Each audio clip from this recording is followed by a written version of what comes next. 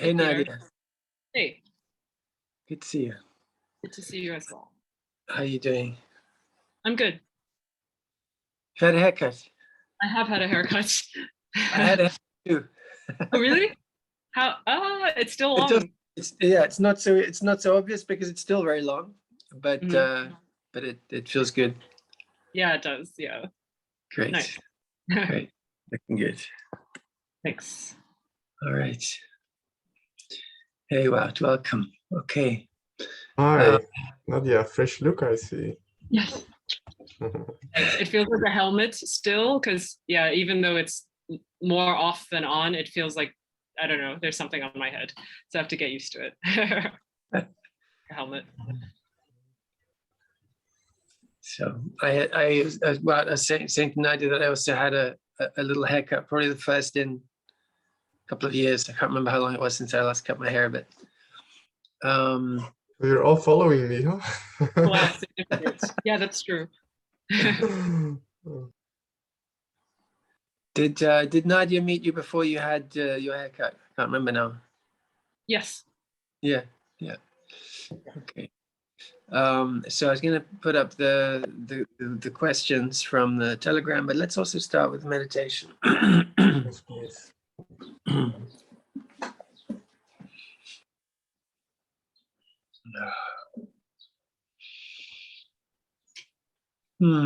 So bringing awareness to the breath and to the body.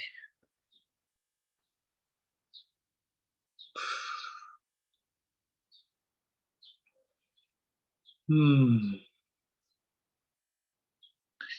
just allowing, settling in.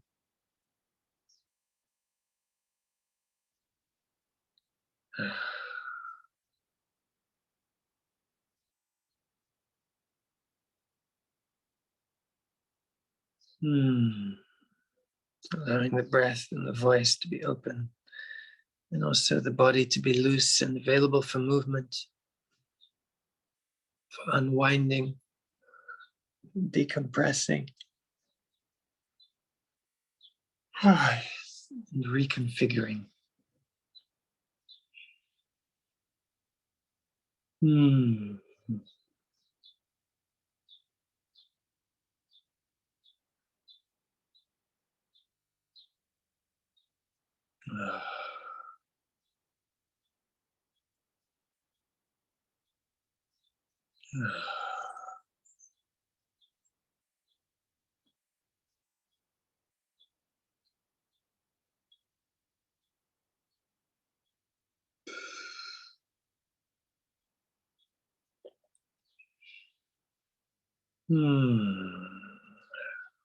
Allowing movement to come in to the places that are quiet in the body, perhaps even a bit asleep in the body, perhaps habitually untapped.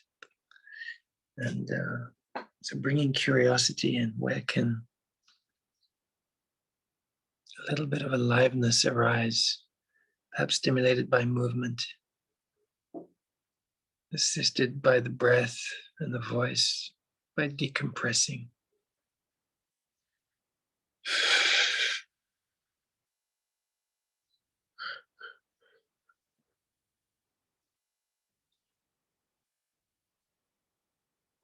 And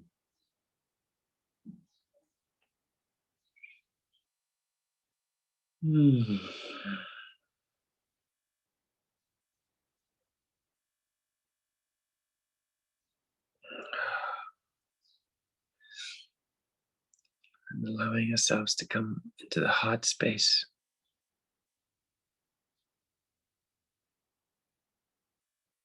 Bringing the energy of the smile. You can think of it also as the energy of the hug, the embrace. Allowing qualities of joy, gratitude, compassion, courage, confidence, curiosity to be present in this space.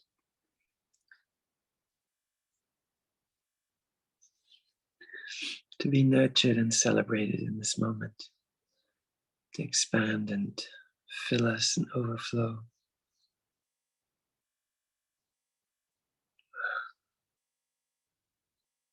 We can empower this intention with the image of the sun radiating in the heart.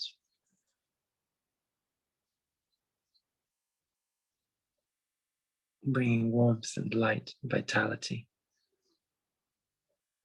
aliveness, filling us, our whole being, physical body and our energetic bodies, the different frequencies of our being, nourished, enlivened, aligned.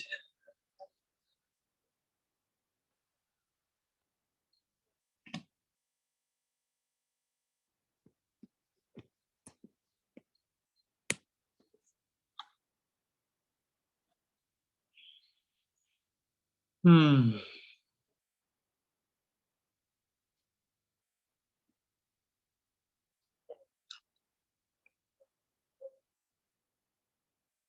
Hmm.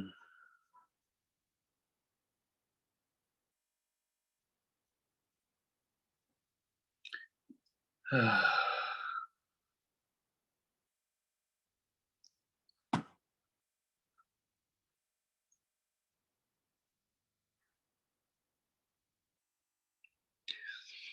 And we can appreciate the power of the anchoring into earth,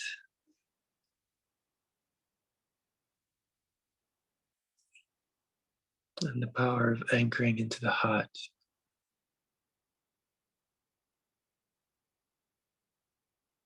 Both bringing a sense of peace and being at home, being safe, sense of connectedness.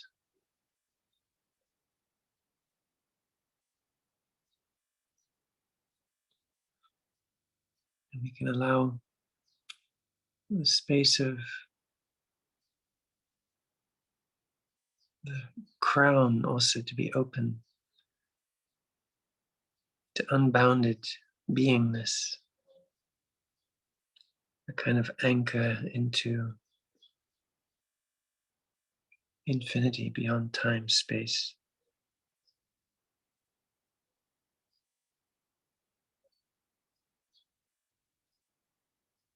The vastness of our being.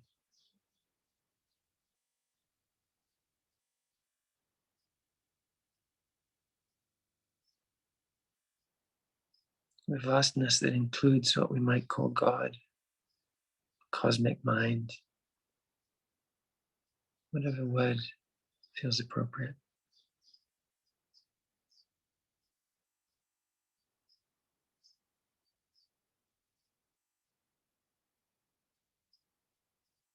You can feel the alignment of these three anchors, earth and heart and sky, or the heavens. Now, a central channel run on the spine is the place where this aliveness and this alignment, this embodied presence is anchored.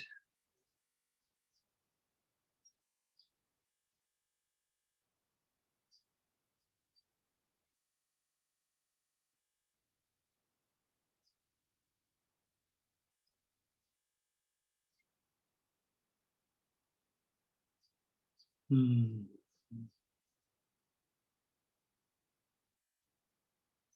Ah.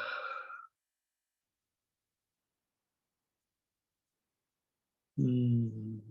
And while experiencing this expansiveness, staying also with the groundedness and the heart-centeredness. Ah.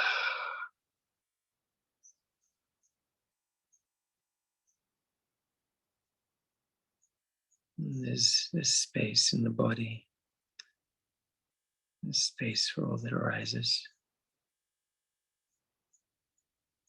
Perhaps the space is created also with the movement and the breath and the voice.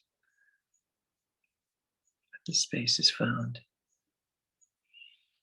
so that energy can flow and reconfigure.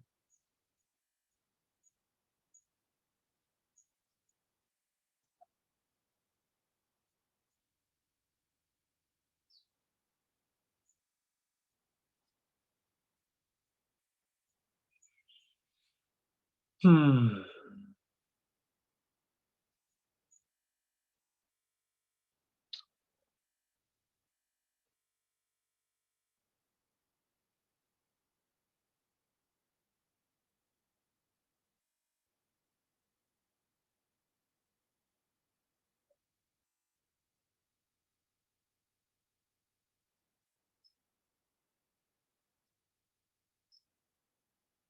Hmm. You can bring in the quality of, you can call it prayer, invocation of well-being for all beings in all the planes of existence.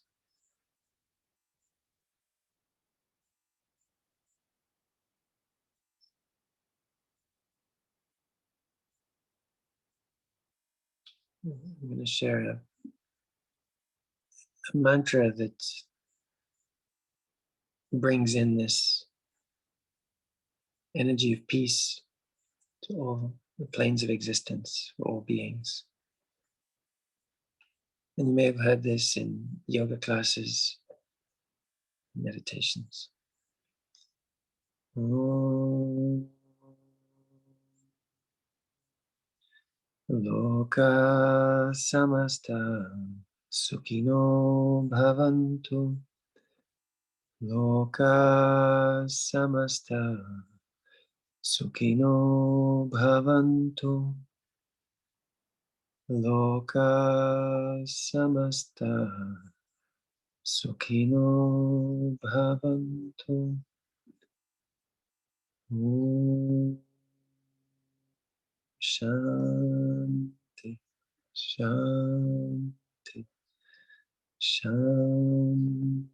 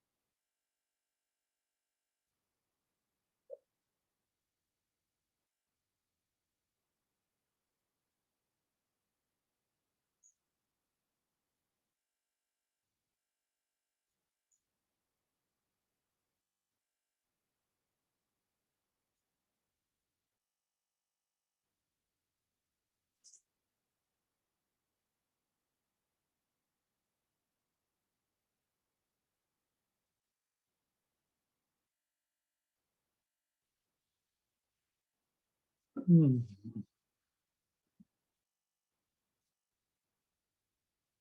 When you feel ready to share,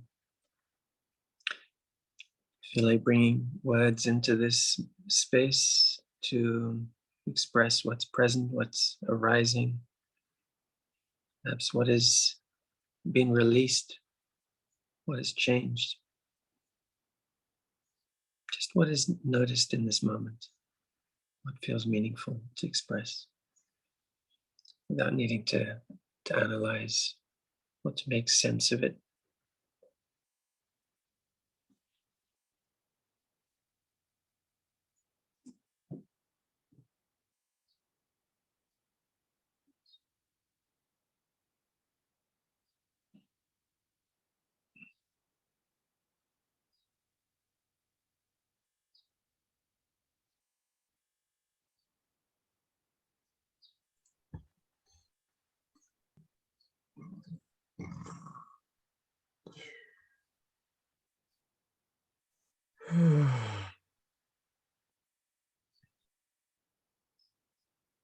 Can I share? Yes, well, go ahead. Yeah, I'm being with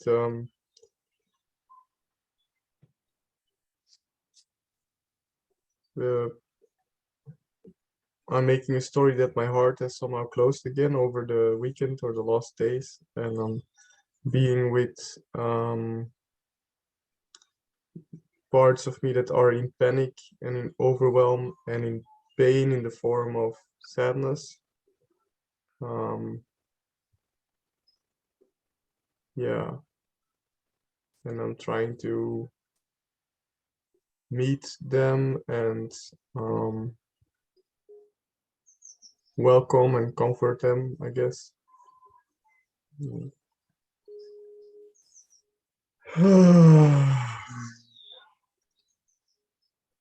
Okay. So stay with the aspects of the practice that create space, the movement and the openness of the breath and the voice, whatever still needs to be released, allowed to move. You can keep that availability, that invitation to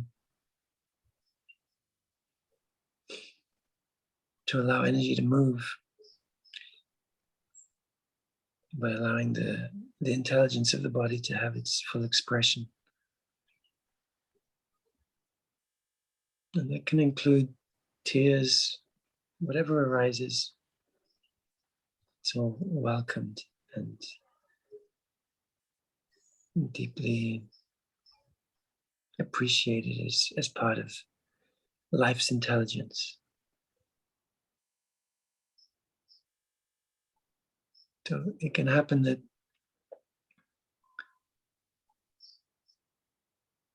when we're in a space of meditation, you could say a safe space, that aspects of what has been painful to us can arise, because finally there's this space for acknowledging, feeling, transmuting, letting go. And the transmuting and the letting go doesn't have to be rushed. It's by creating the space that the transmutation takes place. We don't need to push for it to be done.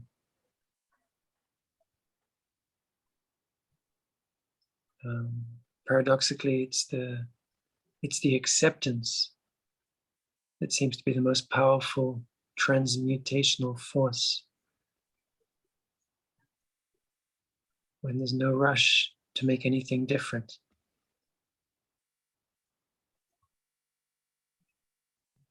That's when there's such space that everything can come into consciousness without judgment, without pressure.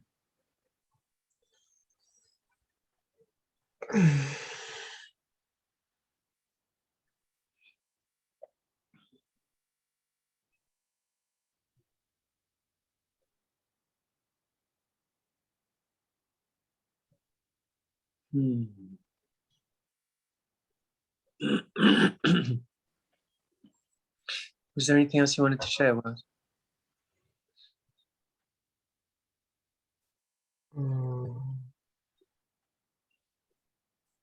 Not for now. Okay. Thank you. Okay.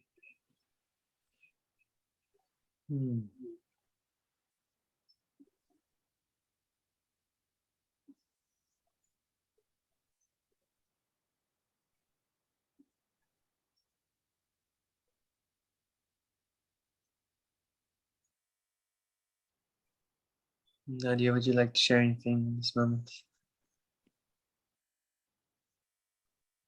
I read something a few days ago, forget where, that was quite beautiful, I thought, related to vouch sharing, or my perception of vouch sharing. It was when we have difficult emotions and we allow them to surface and we sit with them, and eventually maybe it's a practice of sitting with the love we've had for a partner, or it was mainly to do with love, this passage I read. And so like allowing yourself to feel that love, even if it causes tears. But eventually when you keep sitting with that emotion, you'll be able to separate, you know, like separate the love that you feel with any attachments that may be causing you pain, and you know, you'll still be able to bask and in that love and understand that you can use that love to go forward and multiply that love feeling, or that love that you're able to manifest, which is quite beautiful. If one can feel such love, it's important to hold on to that. Yeah. Thank you for sharing.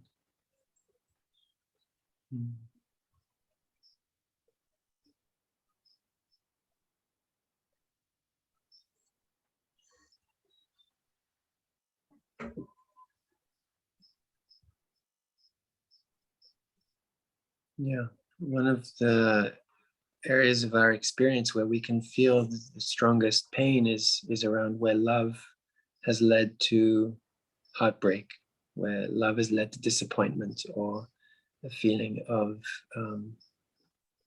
having gone from a sense of tremendous intimacy to a feeling of being perhaps judged, or feeling unsafe in a space that was sacred and intimate. And so it can be difficult to recover the feeling of love, because it gets associated with that pain. It's associated with feeling unsafe, vulnerable in a dangerous way.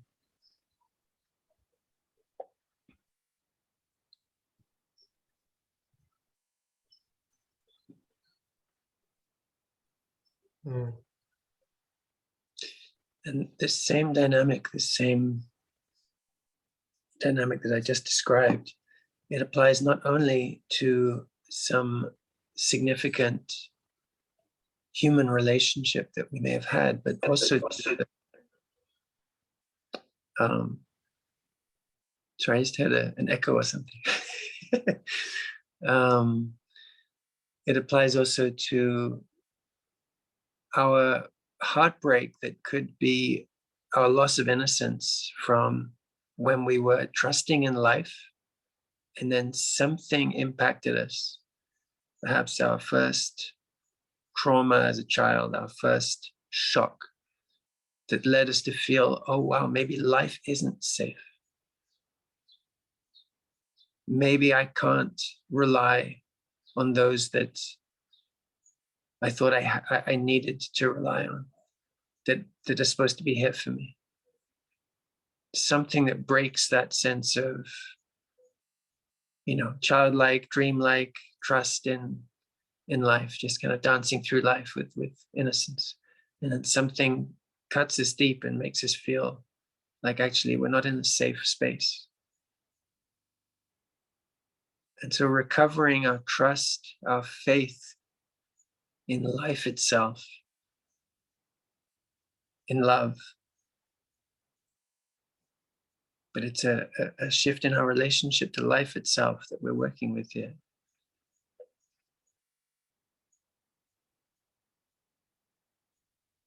Because that primordial break of trust with life itself, which is, another way to express that is with this moment, with the unknown that is the depth of the present. There's a loss of trust in that, in life, in the unknown. Then it's very difficult to bring trust into any human relationship.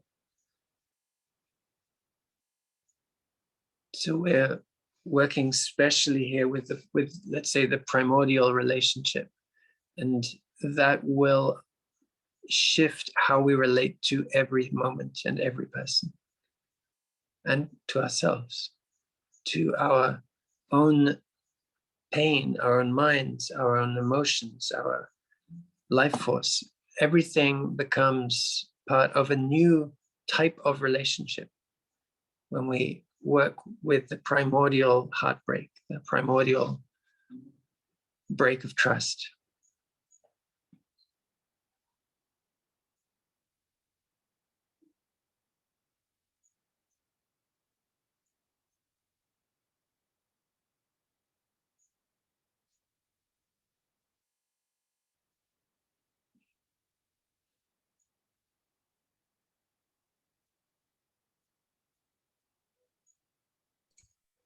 Deep resonance with that share. Yeah. Hmm.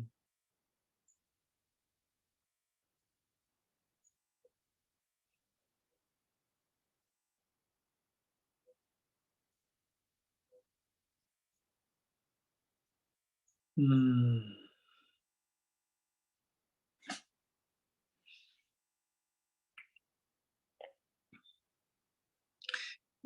Would either of you like to share anything else about what's coming up in this moment, and any reflections, insights, before we look at what the questions that have come up since the last class? And feel free to share any questions that have come up since the ones that have been written in the group, because the ones that are present right now are the most significant ones, you know, and we can start with those and then come back to what was written. So if what's present right now is something that was already written, then that's fine as well. But just sense into this moment. What's present, what's alive, what's calling for attention or for clarity? What's needing to be held?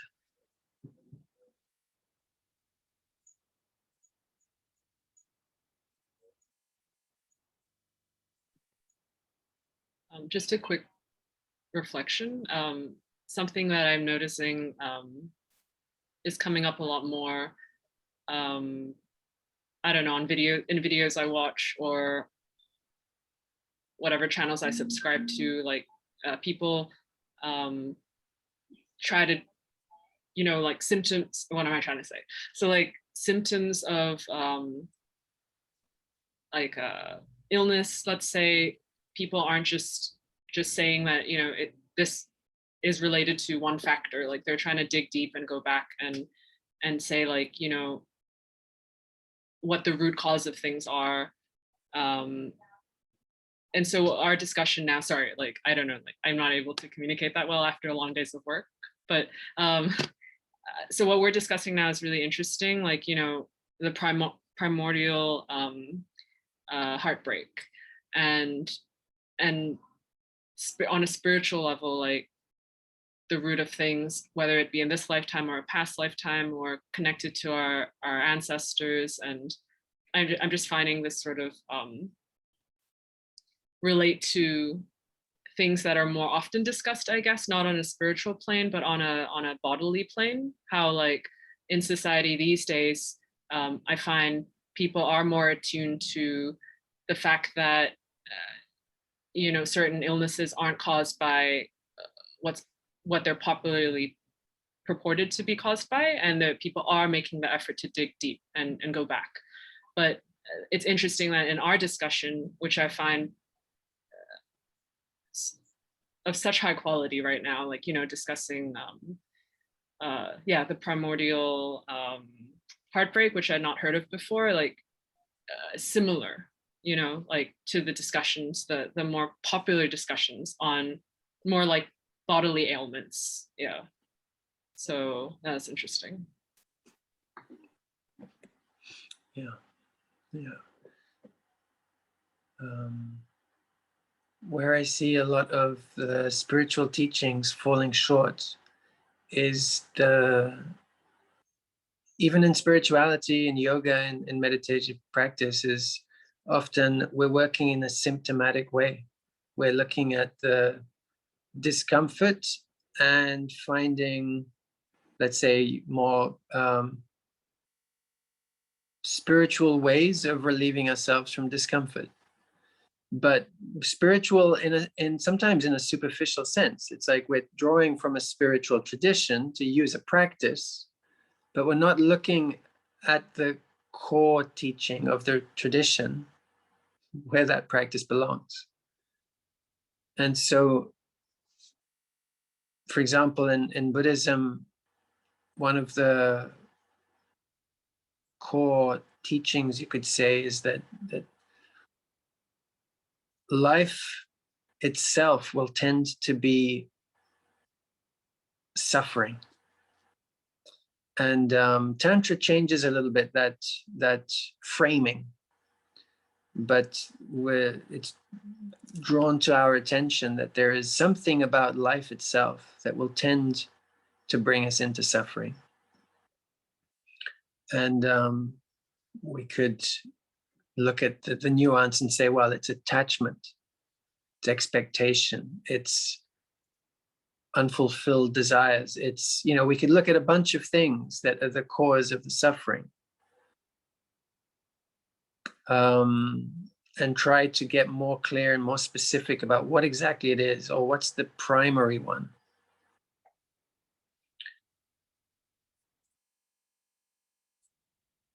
But yes, what we're really wanting to do here is not just use techniques that can give us a sense of relief, but going all the way to the root cause of our suffering, of dis-ease. And you find in the Tibetan Tantric tradition, in Tibetan medicine, which is very much part of the Tibetan Tantric tradition, a Tibetan physician has as part of their framing of things that there will always be disease of some kind until we have recovered a sense of who we truly are. There won't be a lack of disease, right? There won't be a freedom from disease while we are ignorant as to our true being. We will be suffering, we will be in dis-ease. And so the spiritual component of, we could call it truth or self-knowledge, primordial self-knowledge, is a key component of health in the Tibetan Tantric understanding.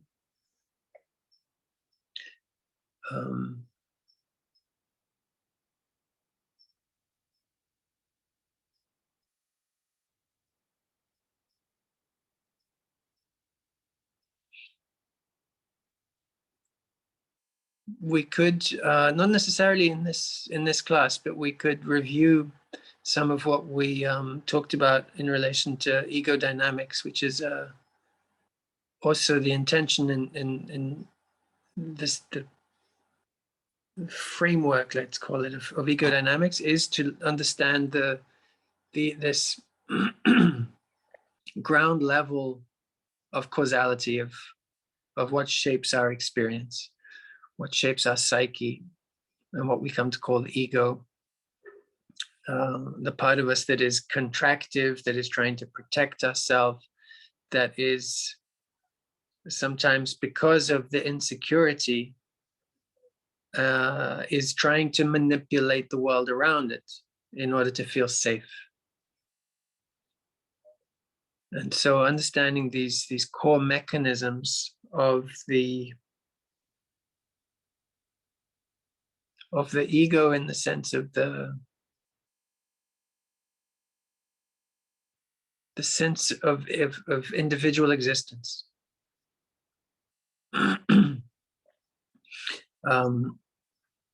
I would say that if we try to find a coherent route to all those different interpretations of in what way is it that life itself is suffering, we can look at the fact that everything changes and transforms and ultimately dies, that's the cause of suffering, or that it's desire, or it's this, or it's that. I would say that the root is the sense of separate existence. It's the sense of separation that's at the root. All the other things are branches of that. The fear that arises, the insecurity that arises, the unfulfilled desires, or the attachment to this or that. These are all branches that are connected with the sense of separation. Because when the sense of separation dissolves, which can happen momentarily in restfulness, it can happen while we're sleeping, it can happen in meditation, it can happen in any moment that we're deeply immersed in what's arising in the moment. A sense of transcending time can arise, and a sense of wholeness in a way. In that moment, all those other afflictions, we could say, dissolve.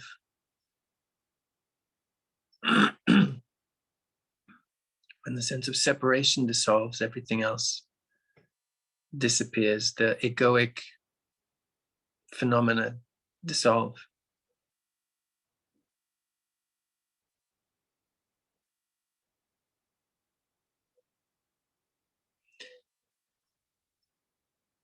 When we do the GraceFlow meditation, which when I guide it, it sometimes has slightly different components, but it's the same general outline, you could say, of a practice. One of the aspects that's often woven in, if not always, is that we're reconnecting. We're dissolving the sense of separate self and finding again a sense of wholeness. A wholeness that's not limited by the skin or by the story of who we are. It's not limited in time and space at all. It's a sense of beingness. But we begin with a rootedness that enables us to experience this in an embodied way, because we could aim for a disembodied sense of wholeness by just detach from the body, detach from where you are in this moment, and go into a kind of an abstraction and disconnect from what you feel and disconnect from what you think, and you find yourself in a sort of a disembodied sense of, oh, that's very peaceful. I'm disconnected from all my worries. But that won't necessarily help later. You know, it's just a little bit of rest. It's a kind of like an anesthetic, taking away some pain.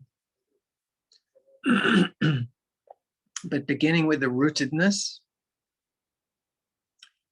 and cultivating a sense of connectedness and feeling safe in this moment can create an embodied sense of connectedness. And that can powerfully shift the way we relate to life moment to moment.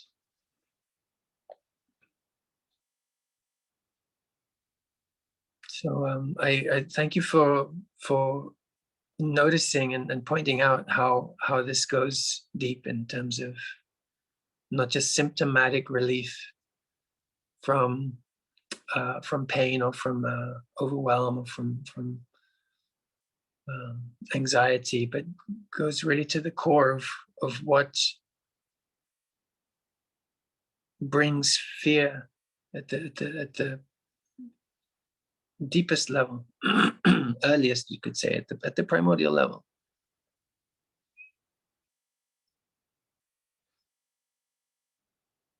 Because there is no place for fear when we feel connected with all of existence. There's just no place for it. It only takes root. It only has fertile ground to grow where there is a sense of separation.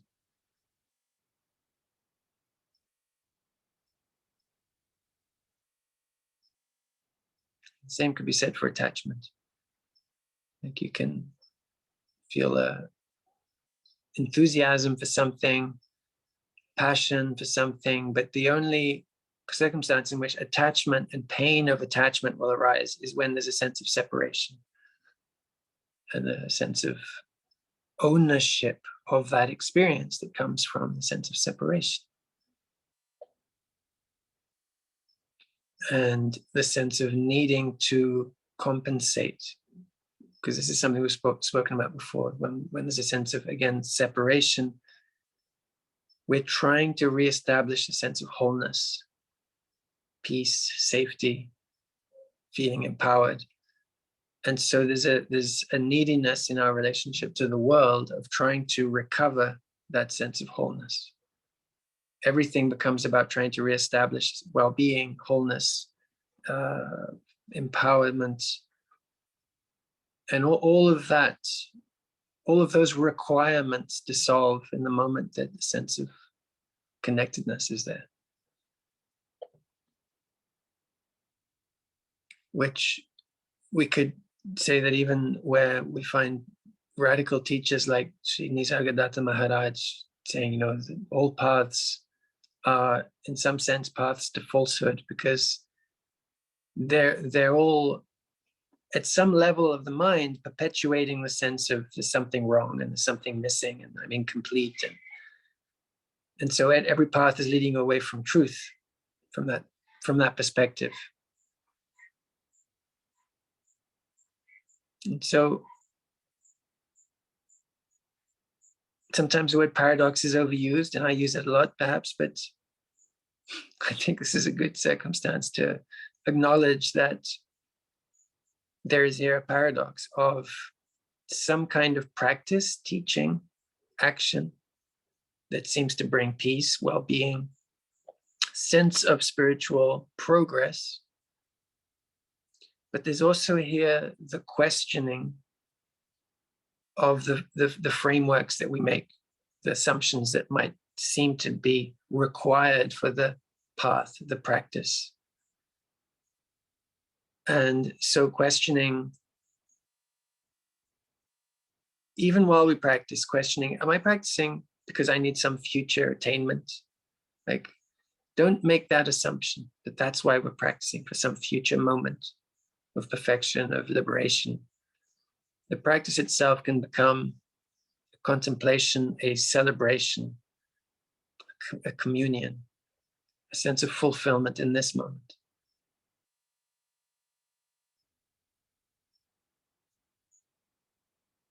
And the word practice can trick us also. It's like we're practicing for some future fulfillment.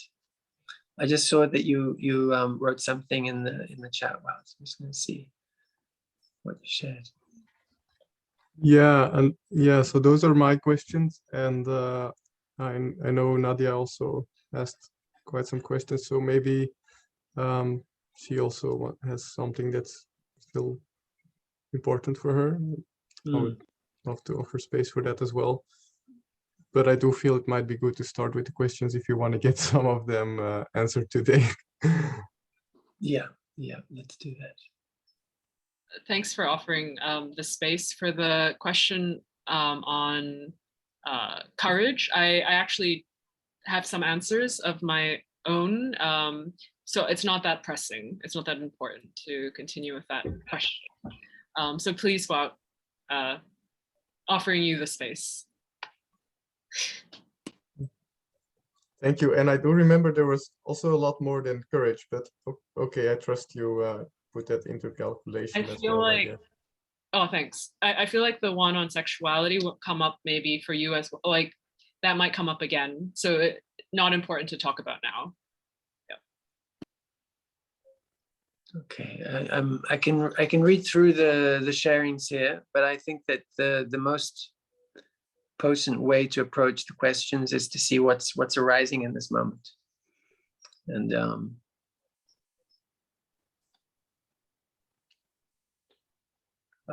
I get the sense that Wout was enthusiastic for going into what's meaningful for you, Nadia, as well. And so if in this moment it doesn't feel like there is a pull to anything in particular for you, then Wout, you can also share what touched you from Nadia's sharing and from her questions, and what's meaningful for you to explore, either from her questions or from your questions, but we can approach that.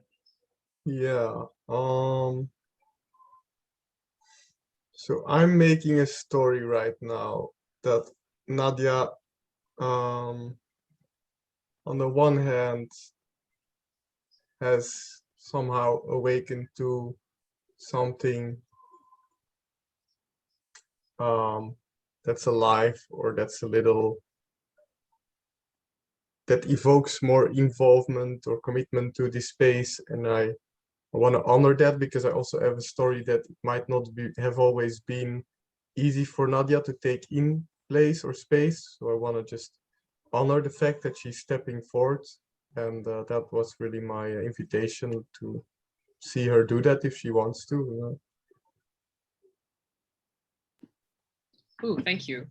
Yeah, I guess you're right. Maybe, or not maybe, yeah, I did feel it all culminated not culminated, but perhaps a few things like just work and not having as much time as I'd wanted to devote to, reading through some information on Tantra and, like our past talks and watching videos on YouTube that Peter nicely uploaded finally like triggered some of these questions that I had posted all at 3 a.m. like, one night. But thanks for recognizing that. Yeah, out of all those questions, I suppose what sits with me now that I'm curious about is what you've written about, to which beings do you open and to which not? I know that was your question, but, that triggered something, like I replied to that question. And so that one maybe for the both of us is interesting. I feel that too. Yeah. It does relate to the last one as well about my sexuality as well, or like, so that sort of relates relates to a lot. Yeah. So that's a good one.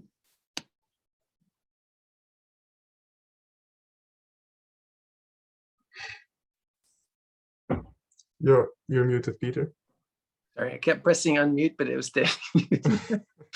I was looking at the questions that you shared in the chat as well. The ones that you copied and pasted from before. Yeah. Okay. So Nadia, you were saying that Wout's questions about opening up to, like, how do we choose who we open up to? Those questions touched you, and okay, yeah.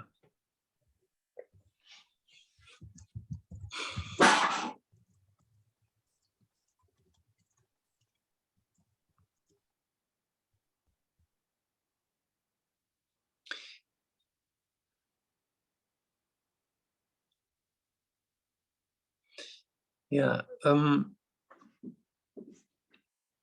I like to draw attention back to the body's intelligence when it comes to our choices, and what's right in one moment may not be right in another. So rather than referring to general ideas of how to respond to people, how to relate to people, I think that the truth of that is dependent on the state we're in, the availability we have to truly engage with others is dependent on how safe do we feel in this moment, how much space do we have for engaging and listening and sensing someone else's experience and getting involved, empathizing and holding space. All of that depends one moment to another. It's not a constant. And so the question of how to respond or relate to others is also not a constant. It's a function, you could say, of where are we at. We might have the ideal that, like, I always want to be available to people. I always want to be nurturing people. I always want to be a space holder. I always want to bring love into every situation. And we can have that as an ideal, but it doesn't mean that we respond in exactly the same way to every situation.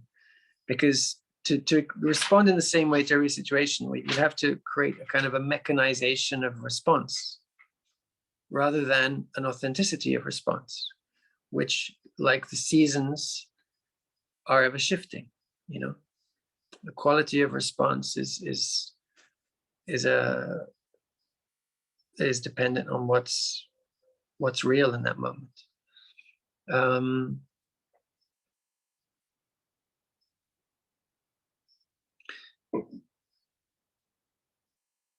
There may be times when we feel that the only thing that we can really do is rest. We need rest, and then we can become available to be of service. We need to nourish ourselves in some way, heal, eat, rest, whatever it may be, you know, sleep. And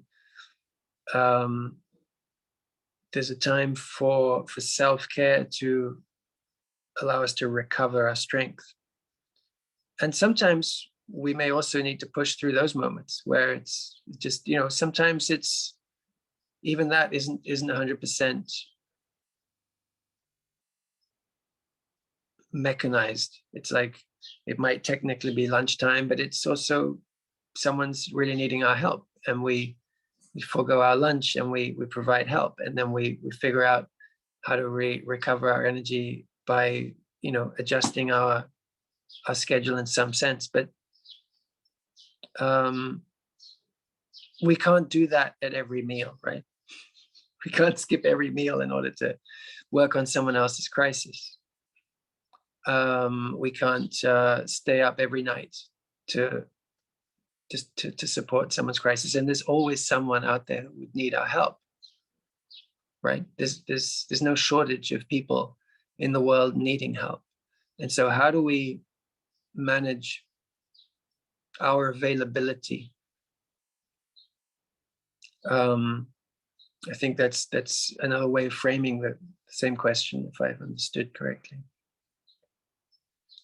And so I think that the best we can do is to strengthen ourselves.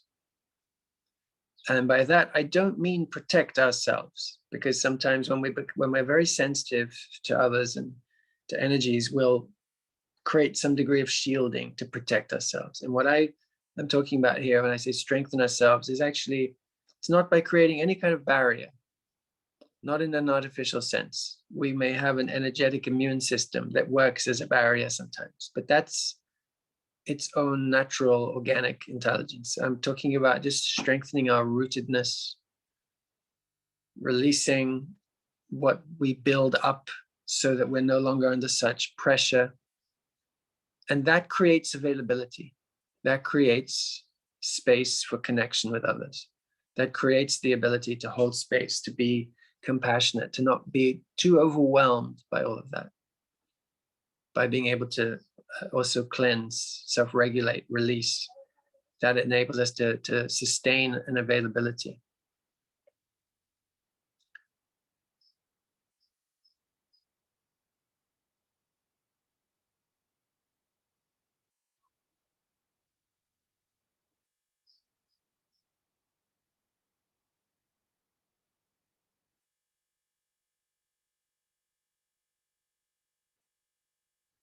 But I think the answer to this question about who do we open to may also be a unique,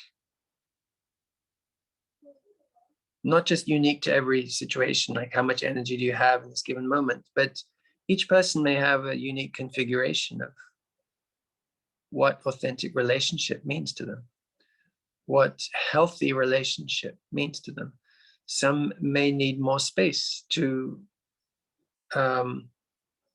more alone time, and others, you know, we can think of in terms of extrovert and introvert, right? But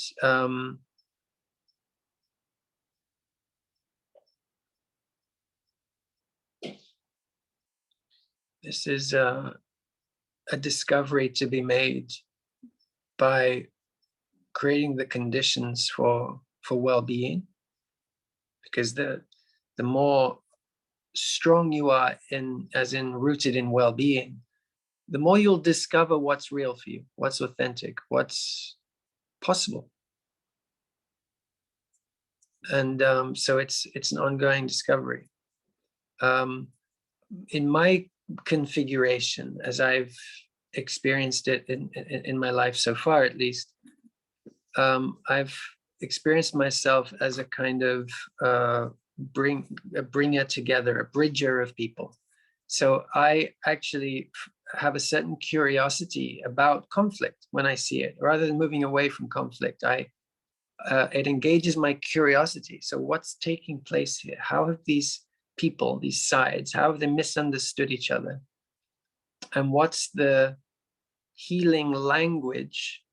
What's the bridge for these people to come back into empathy, understanding, mutual respect, collaboration even. You know, what's the nature of this bridge that heals the friction, the antagonism? I get fascinated by conflict in a way. I mean, it sounds maybe a bit strange, but I'm drawn to bring in solutions to conflict. And that makes me perhaps engage with people that other people would step away from, thinking, I don't want to be next to that person. That person's aggressive, that person's rude, whatever it may be, you know. But I have a certain curiosity about what's happening in that person's world. And how can I reach them? How can I connect with them? How can I connect with their essence? And what's the language required, you know? But I wouldn't say to everyone as a practice, you know, go towards people that are aggressive and for some people that will be just draining. It's not their calling. So that's part of the mystery here, is what's your unique calling? What moves you? Where do you find a sense of fulfilling your purpose? You know, what aspect of relating, what quality of relating is deeply nourishing to you? Because there's a universal principle that when we're feeling connected with people, well, that'll be nourishing. You know, relatedness itself is nourishing, but in particular, there are ways of relating that will be unique to each of us.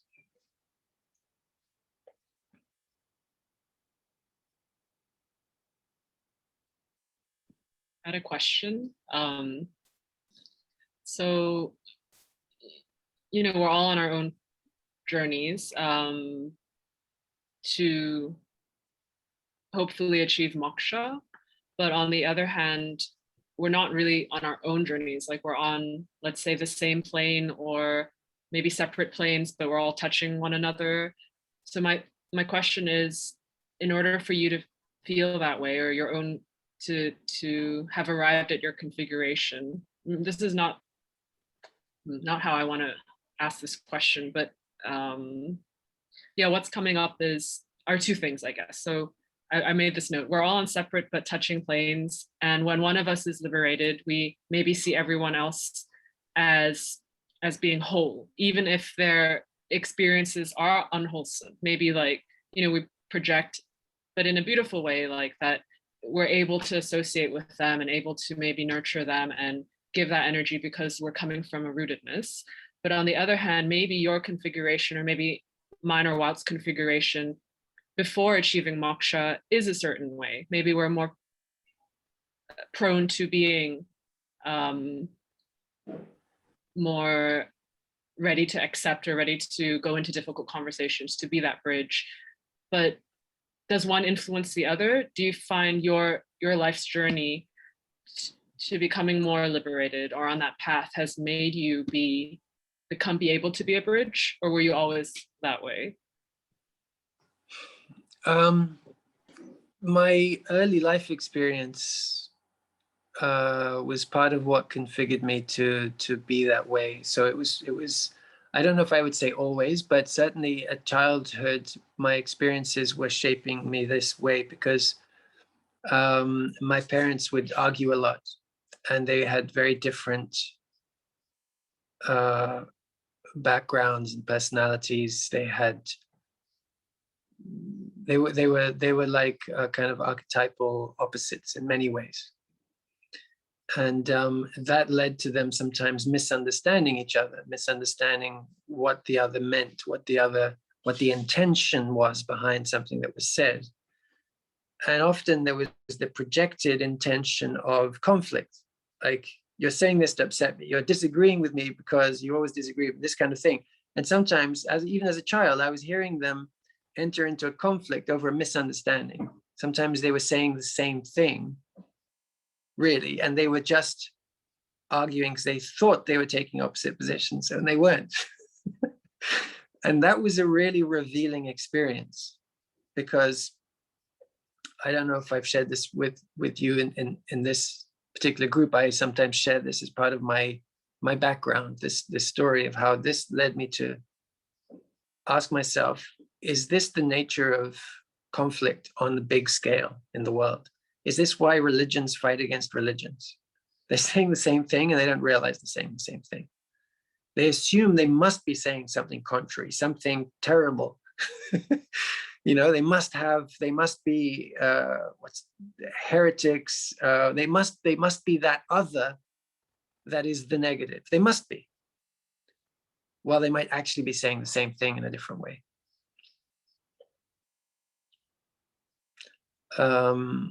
So that experience led me to the question first, I guess, the question of are all the religions ultimately speaking the same language, or rather speaking a different language to express the same thing, you know, drawing from the same primordial wisdom about reality, but in ways that sometimes we can't understand, and that I suspect they don't understand anymore in many cases.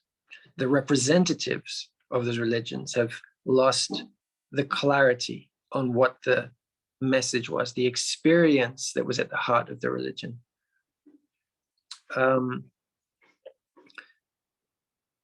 So my path was really studying different traditions, teachings, even different teachings within a tradition. So like I was studying different traditions to get the sort of different facets of perspectives and languaging around truth.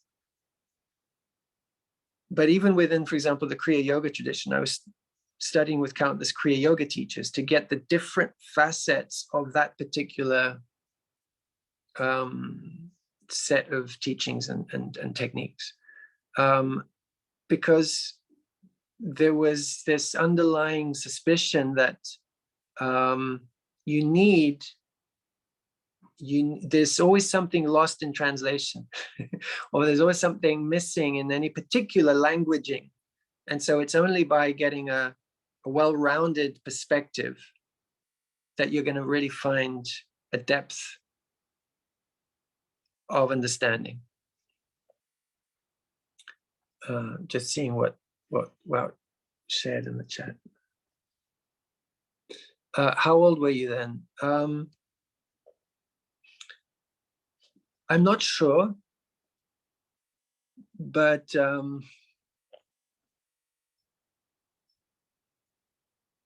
I'm guessing it was between the age of 7 and 11. It's really not very easy for me to be sure when it was that I first had that question come up, like, could this be the cause of all these religious conflicts? It was when I was about 15, I think, that I started to actually read spiritual texts, like the life story of the Buddha, 15, 16, and texts on philosophy, you know, so to really understand how we think and how we come to certainties about what's real, true.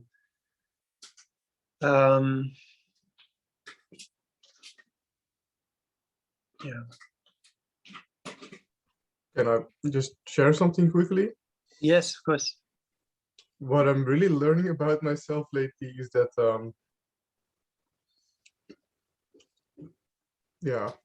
that so many people really had a childhood where they could develop in a way, and for me it was really kind of like trying to just survive and spending a lot of time behind my computer in a virtual world to just make sure my body makes it on, because the emotional pain was too much. And like I've been catching up a lot of that development over the last years, and I feel I still need to do and experience what it's really like to be in the world, because before that I had so much trauma to even be able to be properly in the world. So yeah, I just wanted to share how my story is completely different than yours, and how I wish I, yeah, okay, but that's not really constructive thinking. But yeah, so just thank you for sharing, and it's interesting to see how all of our stories are different. Because at the same time, that's what gives me such a, and has given me such an enormous drive to, in 5 years' time, also travel to India, to America, to meet and do a lot of inner work, because I was lacking so much. So I guess, you know, in the end, it will all be in balance. But yeah, it's interesting. Thank you. Yeah, we have different ways of setting out those. You know, speaking of it as if we plan it, and maybe we do to an extent. We have different ways of planning our awakening, planning our realizations, and for me, having parents that were in conflict was a deeply significant part of my journey, and it was painful at the time. There were times where I thought my mother was going to leave, and that I would be left without my mother. That was like, so it wasn't just, oh, there was this taking place and then I had this realization. It was like there was suffering. And in fact, when I did an experience with ibogaine. I don't know if you've heard of iboga, a root that is used in initiatic ceremonies in some parts of Africa, and it's also been used. The extract of this root's been used for healing people from addictions of all kinds, because often what happens is they'll take them back to the key moment in their life where some trauma, some experience led them to some pain that the addiction is compensating for, or covering up, or numbing them around, you know. So I felt that there was something that I was stuck with, some sort of emotional thing that I wasn't overcoming. I didn't know what it was, but I felt like I'd had a lot of spiritual realizations, but there was something I suspected that needed to be uprooted, that I couldn't grasp what it was. And I decided to try ibogaine to work through this. And in that experience, it took me back to one of these moments where my parents had been fighting, and where I went to my room, and at that age, I don't know how old I was, maybe 5 or 6. And it was as if I said to myself, I don't know the exact words, but it was as if I said to myself, I have to be independent from this. I have to be okay with myself, regardless of this dynamic that is ever shifting, that is very unstable, that is destabilizing emotionally. I have to find independence from it. There was this sort of a decision made, and I don't think it was formulated as coherent thoughts, but it was like a part of me created an emotional wall to feel independent, to feel stable. I created a barrier between myself and my parents, to feel a sense of stability. It was, in a way, a kind of primordial, I've used the word primordial a lot today, a primordial moment of shielding myself, a kind of egoic protection. Like if I shut down a little bit, I'll be more comfortable and safe, and yeah, I'll be less afraid.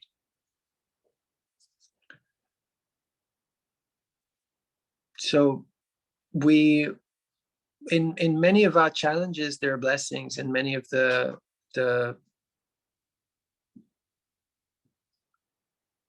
in many of the hardest moments, it's where we have some new awakening. Yeah.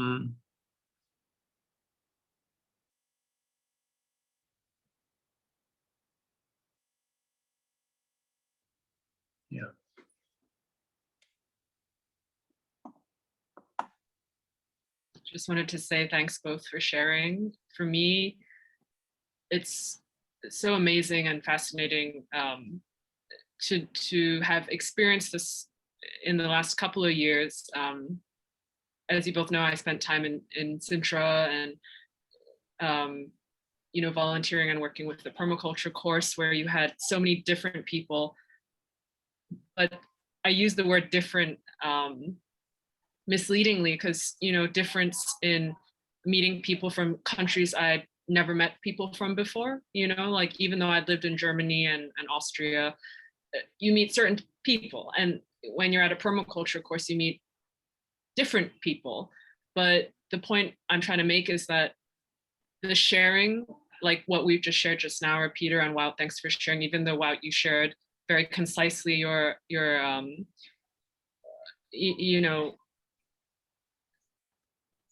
when you were younger, surviving from being behind a computer. Like, it's so interesting, because I have a little bit of that, not per se surviving, but being behind a computer, like throughout my childhood, just because that's how all my friends were, growing up in Hong Kong. And Peter, you're sharing about, like being the bridge between your parents.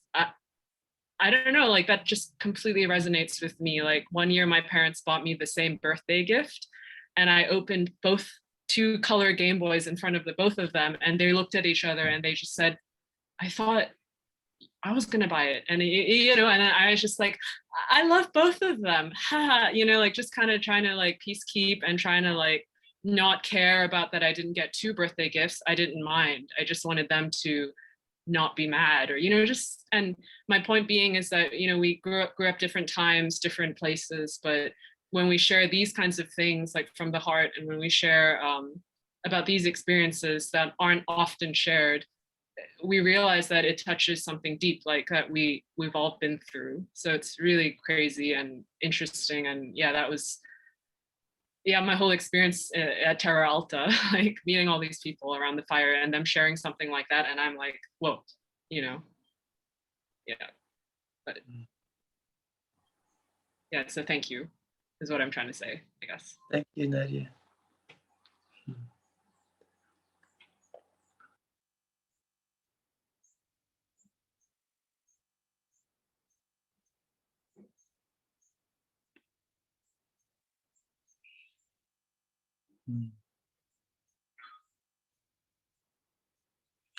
Just to acknowledge, we may be suddenly joined by one of my students from the Portuguese group, because we start the Portuguese class now at 12:30 Lisbon time. What feels important for us to complete this session?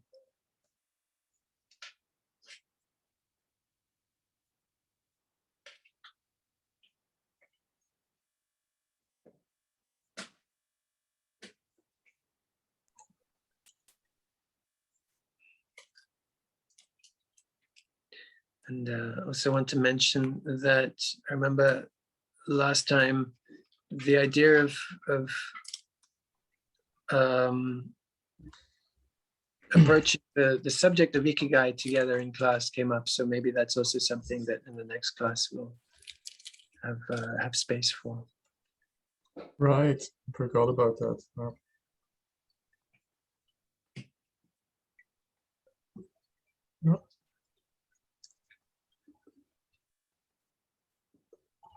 Yeah, it's been a rich sharing. You were going to say something, Wout? Yeah, no, I was gonna ask maybe we could do a little outgoing meditation, but actually I'm fine. I'm okay with wrapping up here. Okay. How did you feel today with the 3 anchors, including the crown? Because that's something I used to teach the GraceFlow practice with those components. I used to actually call it the 3 anchors before I called it GraceFlow. And then I felt that using the crown and that openness to space, it's good for that to come after really establishing the earth connection. Sometimes people come into spirituality with so much openness that it's too much openness, and it's the grounding and the getting safe in the body that's really needs to be consolidated, and then that openness becomes natural and doesn't lead to a disconnection. So I don't share it so much anymore, but it felt right today. Yeah, I'm gonna answer you quickly because I also have to go. Yeah, I'm happy you brought it in. I could also see why you only brought it in now without you explaining it just now. I was like, oh yeah, that makes sense. Of course, first we ground and then the crown. And maybe that's where the inspiration for the Ikigai thing, where I've been feeling kind of stuck on, might come in as well. So I'm happy to have the crown join us, and look forward to meeting more of the crown energy. Yeah. Okay. Thank you. I will have to leave now. So thank you, Nadia. Thank you, Peter. Big hug. Big hug.